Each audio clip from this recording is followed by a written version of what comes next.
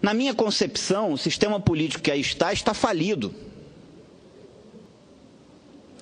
A população acaba de sair de uma eleição, elege as pessoas e ela já não, um tempinho depois, ela não se considera representada naquilo que ela elegeu.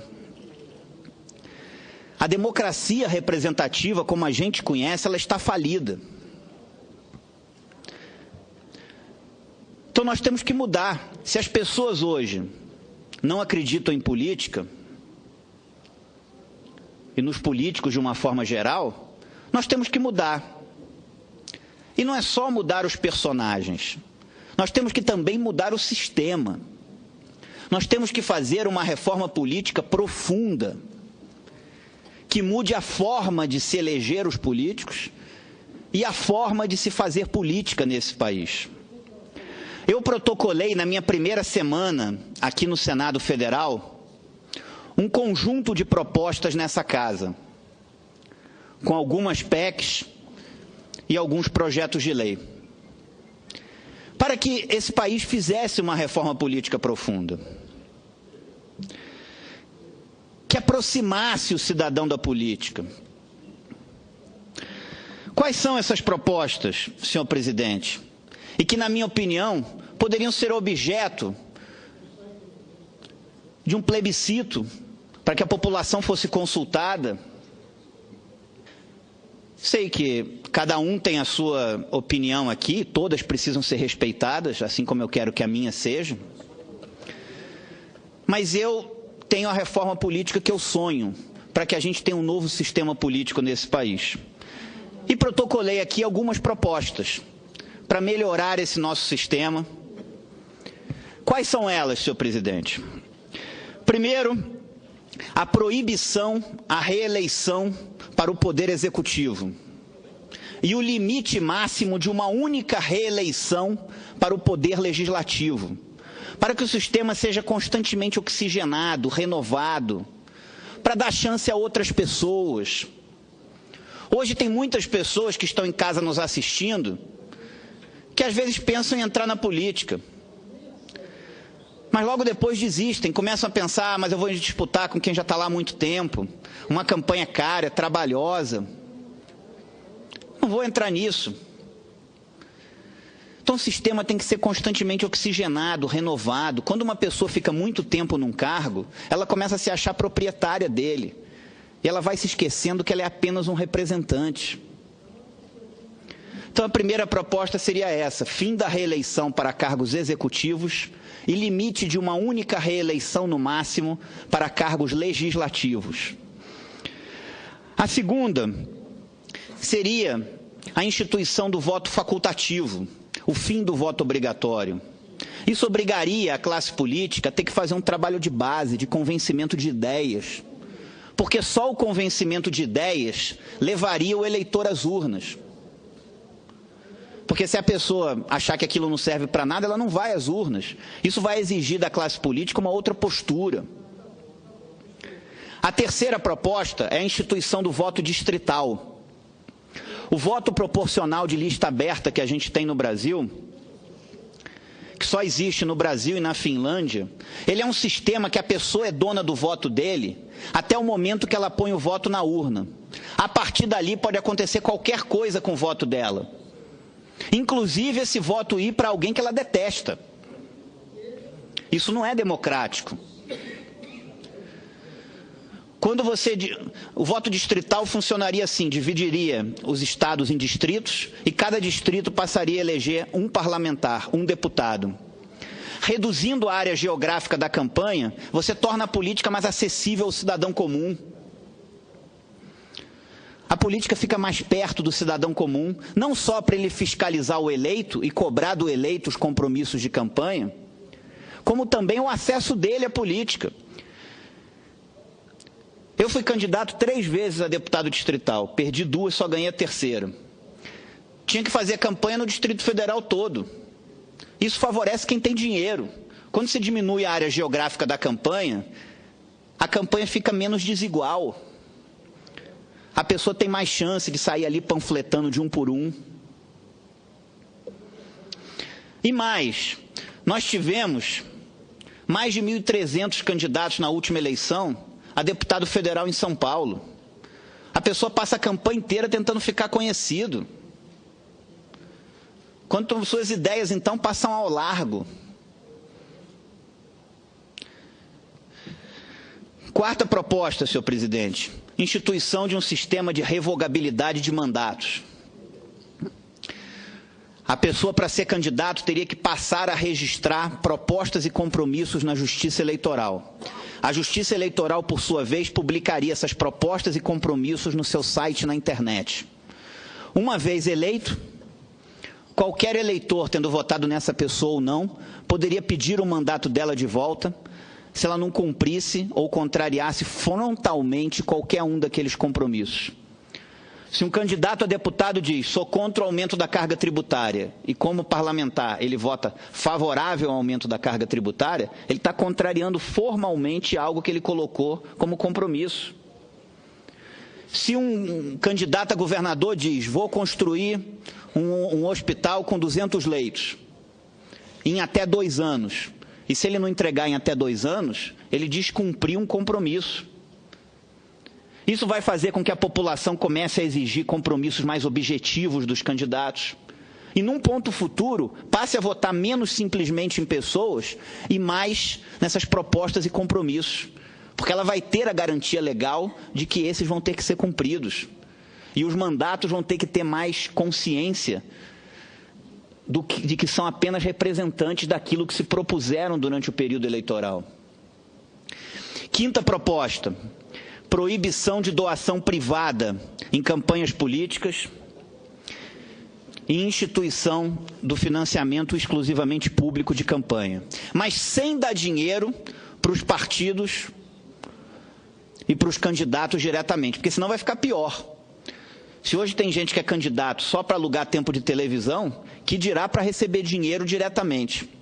Pela minha proposta, os tribunais eleitorais fariam licitações.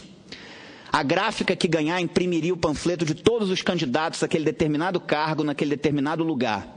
Mesmo formato, mesmo tamanho, com igual quantidade para todos.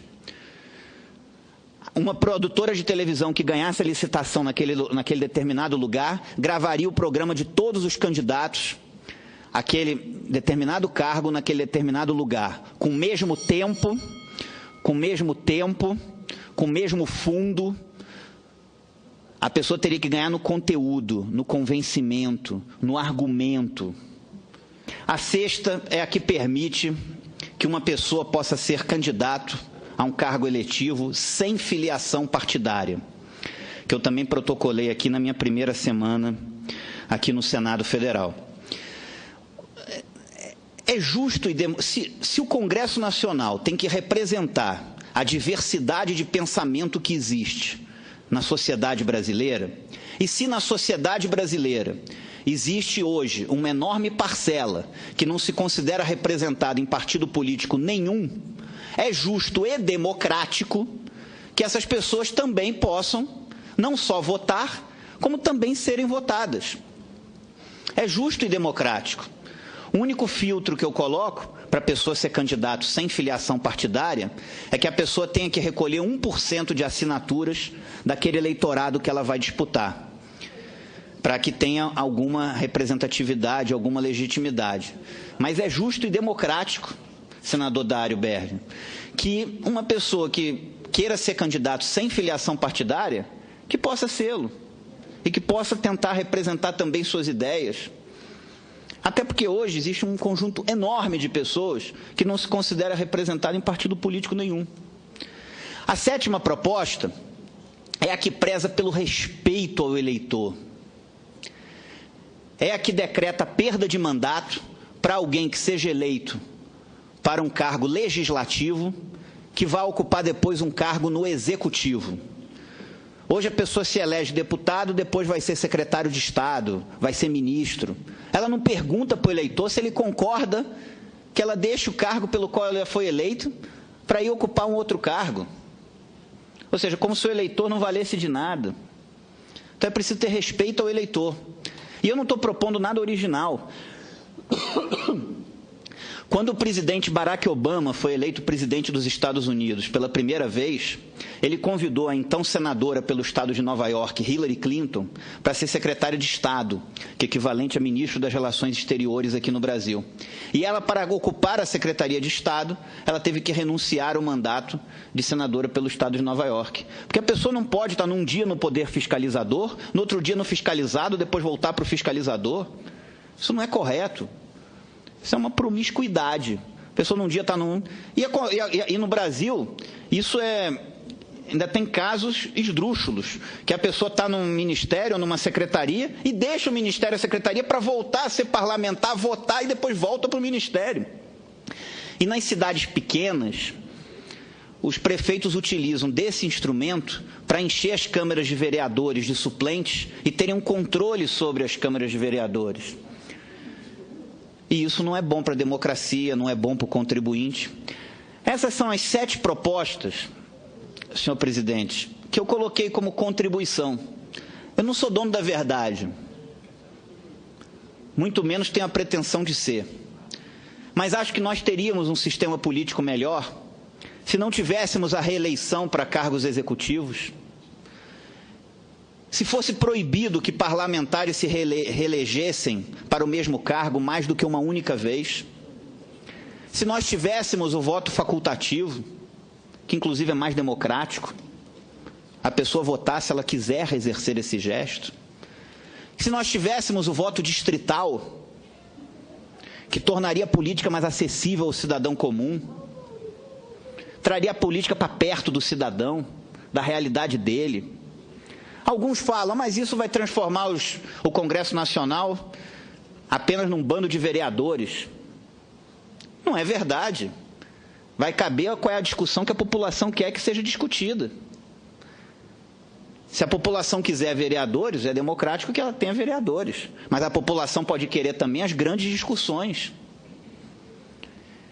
Se nós tivéssemos um sistema de revogabilidade de mandatos, se nós tivéssemos campanhas padronizadas e com tempo de televisão igual, e com estrutura igual por todos os candidatos, se nós tivéssemos a possibilidade de candidaturas avulsas sem filiação partidária, e se nós tivéssemos essa proibição da pessoa se eleger para um cargo e depois ocupar outros cargos.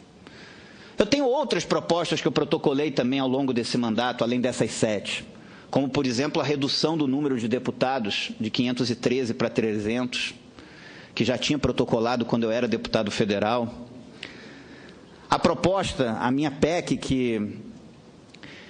que institui concurso público para ministro do TCU, do Supremo, do STJ, para acabar com essas interferências político-partidárias e para que nós tivéssemos ministros isentos e com mandato de 5 anos, para que desse chance também a outras pessoas. Claro que hoje tem ministros que cumprem a sua responsabilidade, que são muito conscientes da sua responsabilidade, mas na minha concepção, a gente daria chance igual a todos, teria um sistema melhor. Enfim, eu acho que o sistema político tem que mudar. Esse sistema que a gente tem é um sistema que a pessoa é dona do voto dela até o momento que ela põe o voto na urna. A partir dali pode acontecer qualquer coisa com o voto dela, inclusive esse voto ser destinado a alguém que ela detesta e alguém que ela não queria ver no mandato. Então nós precisamos fazer uma reforma política. Mas a pergunta é, como fazer uma reforma política se essa reforma vai ser votada por quem foi eleito por esse sistema?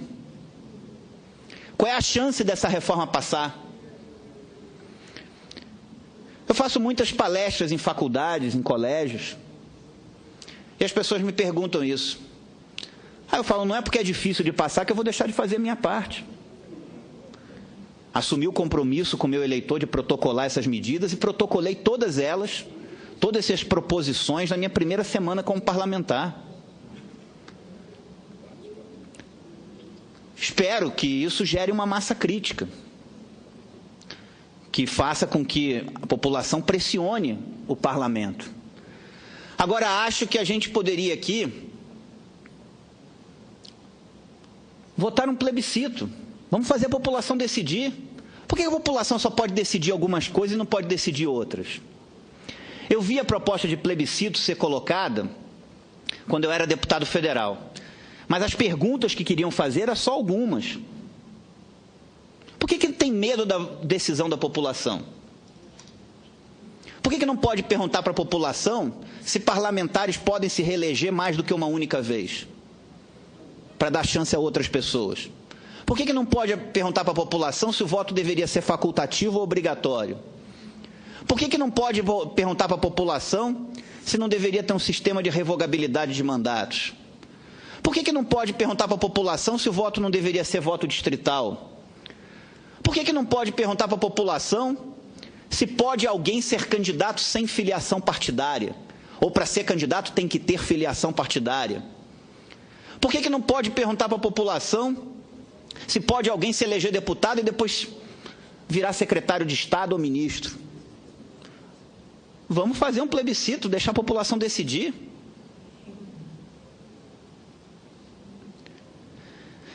Então essa é uma ideia que eu gostaria de ver sendo debatida aqui.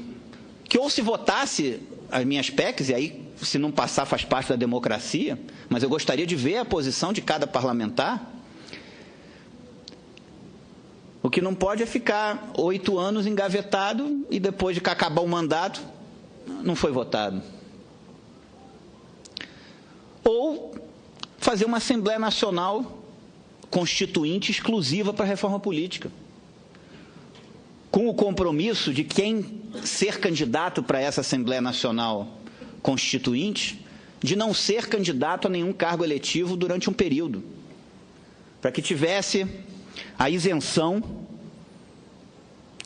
para poder decidir sobre um sistema político. Mas esse sistema precisa mudar. Isso eu tenho convicção, senhor presidente, de que esse sistema precisa mudar. Hoje, nós vemos as instituições funcionando, nós temos que dar força à Operação Lava Jato, todos aqueles que tiverem responsabilidade nesse esquema de desvio de dinheiro público, seja quem for, tem que ser punido. Agora, o Congresso Nacional também tem que fazer a sua parte. Já vejo com preocupação as 10 medidas contra a corrupção,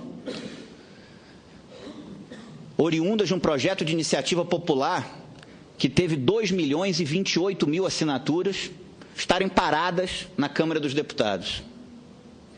Aliás, tem uma PEC também aqui no Senado Federal que dá o mesmo rito de medida provisória aos projetos de iniciativa popular, eles passando a trancar a pauta se não forem votados em 45 dias. Está lá, mais de 2 meses já parado na Câmara dos Deputados, um projeto que teve a assinatura de 2 milhões de brasileiros. E depois as pessoas se perguntam por que a população não acredita em política. É pela corrupção, mas também é porque não vê o sistema funcionando. Por que não vota as propostas? Cada um diz sim ou não. Então eu espero que o Congresso Nacional também faça a sua parte. E espero que a reforma política seja debatida e integralmente, não apenas um ponto ou outro, mas todos esses pontos deveriam ser objeto de discussão aqui no Parlamento. Cada parlamentar vota sim ou não de acordo com a sua consciência, mas não essa reforma política ser engavetada e a população não ter o direito de ver o debate sobre isso e uma deliberação do Congresso Nacional sobre algo que é tão importante, que é o nosso sistema político, que hoje, infelizmente, não representa a população brasileira da forma que deveria representar, e um sistema onde ganha a eleição, muitas vezes, quem tem mais para gastar, e não aquele que tem as melhores ideias. Hoje, na política, só para encerrar, senhor presidente, eu vejo muitas vezes entrar na política ou quem tem muito dinheiro, ou um representante desse, ou alguém ligado às corporações, a um sindicato, agora uma religião, um segmento específico da sociedade, ou uma pessoa que tem uma fama anterior à política, ou alguém oriundo da máquina do Estado, que vira secretário de Estado e pelos cargos que nomeia tem uma base para poder ser político. Agora, aquele que quer entrar na política pelas ideias, esse o espaço é muito restrito. E é por esses que as minhas propostas prezam, para que a gente tenha um sistema político que dê chance àquele cidadão comum de poder dizer, eu quero entrar na política. Porque a gente não pode ser só contra as coisas, contra governos, contra isso, contra aquilo. A gente também tem que pensar no sistema que a gente quer, no que a gente quer colocar no lugar. E eu, humildemente, protocolei essas PECs e esses projetos para tentar termos aqui nesse país, que todos nós amamos, um sistema político mais decente, menos desigual e que represente o contribuinte e o cidadão brasileiro. Muito obrigado.